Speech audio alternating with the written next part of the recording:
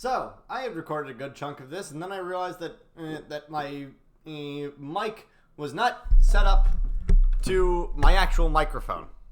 It was set up to something completely different, and as a result, the entire audio did not work. I'm already failing. Fantastic. Anyway, let's just jump right into it. I mean, hey, revenge is a dish best served cold.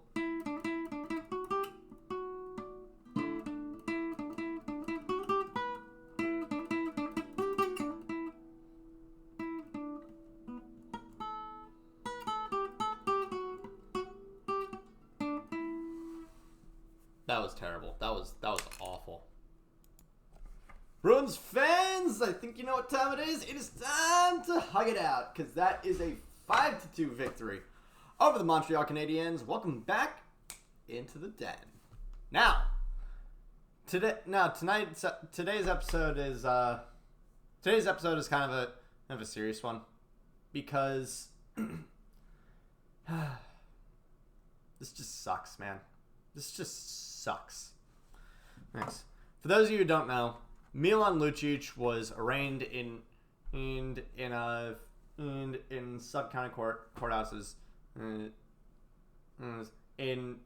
yesterday on domestic after a 911 call about a domestic incident, and it certainly looks like his playing time is up. His playing time might genuinely be up, because one of the things that that was evident in this was that he had attacked his wife Brittany and choked her, according to WBZI team. And honestly, if that's true, get him out of the league right now. I'm not fucking around. You don't lay your hands on your wife. You don't lay your hands on your children. You do not attack your family. And Milan Lucic has decided that is what he's going to do. So I don't want him on my team. I don't want him on my team, and you shouldn't want him on your team.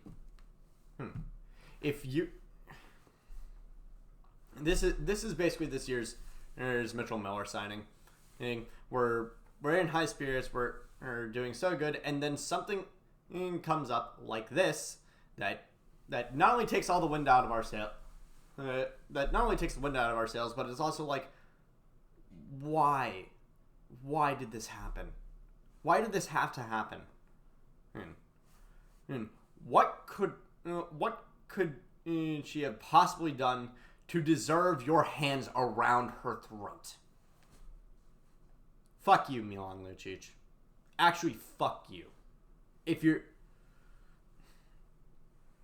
This is just fucking terrible. And I'm sorry for the aggression to start, but I feel like that's the only way to meet this. And I'm sorry for the sour tone that this is going to set, but it's something that needed to be talked about. But I feel like it's time to actually talk about the game. So apologize for the tonal juxtaposition here.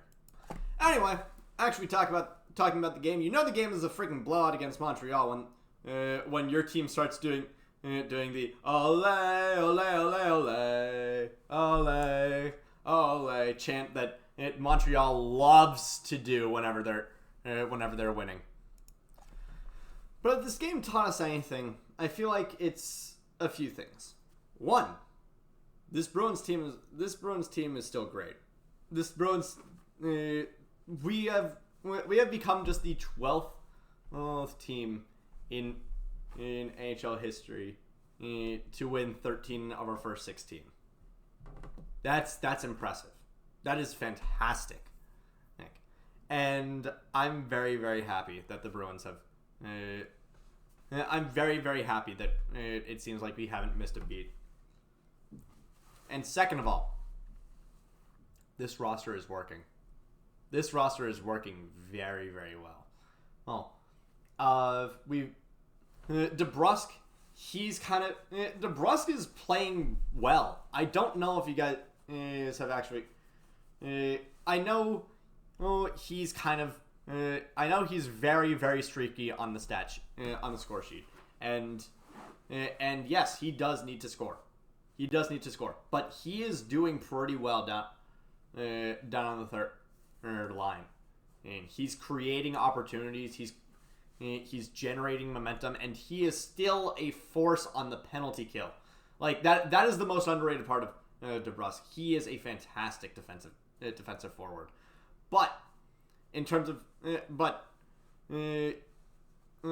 we've found out the way to actually make the chemistry between Marchand and Pastrnak work again. Put Zacha between them, which is a fantastic idea that I don't know why we didn't think to do that. Like, I know, Marchand has that on ice chemistry with DeBrusk, but if you're gonna put Pasta on the top line and put Zacha there with him, not only just to piss off Brat Pack, but also because they have that on ice chemistry, and furthermore, what this allows for is for Coyle and Frederick to stay together. And holy cow, did they take great advantage of being back together.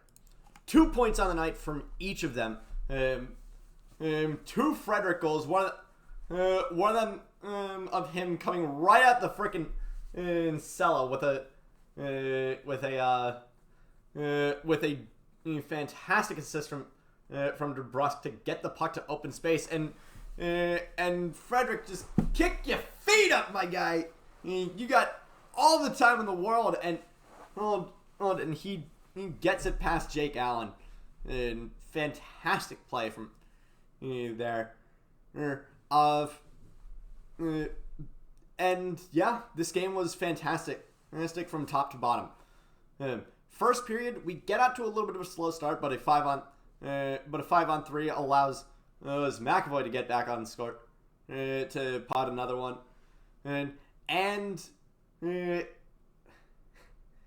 so we go into the first intermission in 2-0, 2-0 after Frederick's first goal, which is a tap in from a Carlo blast. Second period, we start out pretty hot with another goal from Zacha. By the way, Pastrnak had 3 points tonight, and none of them were goals, which is fantastic because everybody thinks of him as just a pure goal scorer. Like that is why we have him on the ice. Yes, but even though he is a really good goal scorer, he's also fantastic. He's also pretty good at distributing the puck. He's not that great with continual puck possession, but he's decent at puck distribution, except for puck distribution to the other team. But Zacha ends up putting a blast on, and that gets redirected and slowed down by Jordan Miller enough for you to see it trickle through, trickle right past Jake Allen, and you can sort of see exactly when Jake Allen realizes, God damn it. But hold your horses, because there were 2 moments where we saw Jeremy Swayman saying, God damn it. First off, our third pairing kind of misplays in our own zone. And Forbort turns it over inside the trapezoid, and it circles around to where Juraj Slavkovsky is. He's right at the freaking face-off dot, exactly where Pasta usually is, and he blasted past Swayman. Honestly, it's a great goal, but it's also one like, really, you let that in? And I will say, even though that happened, our defense for the most part this game, fantastic. No notes. Actually, maybe one note. And that's literally just, hey, can you guys, can our third pair step it up a little bit? And less than 20 seconds later, we get the Frederick high sticking that would put him in the box, and our penalty kill holds very strong, and then we end up with the Frederick second goal, the one where I'm like, kick your feet up, my guy. That ends up bringing us into the second intermission at 4-1. And going into the third period, we are coming out of these intermissions and strong, and with all three goals tonight were scored in the first 6 minutes of each respective period. And to be fair, a good who helped out fantastically with this last goal for the Bruins. I mean, it was the one who scored it, but it's someone who we've been talking about, James Van Riemsdyk. JVR again, probably one of the best net front presences in the entire league right now. And he put that on full display with a great tap in off of Marchand and past Jake Allen, and to essentially put the game out of reach. And I know teams have come back to win after being down 5-0 in the last 15 minutes. But hey, we're not the 1990 Toronto Maple Leafs. If there's one team that we are not, it is the Leafs. And so, for the rest of the game, we're essentially we essentially put the game on cruise control. We're fine. And the Habs do get one last goal with Jonathan Kovacevic following up on a shot, which it's great on him. But that's basically it. That's basically it for that. That's basically it for that game. Also, if you guys are wondering why this is the way it is, I've had some eye irritation in the past few days. So what is it? I have eye drops. I have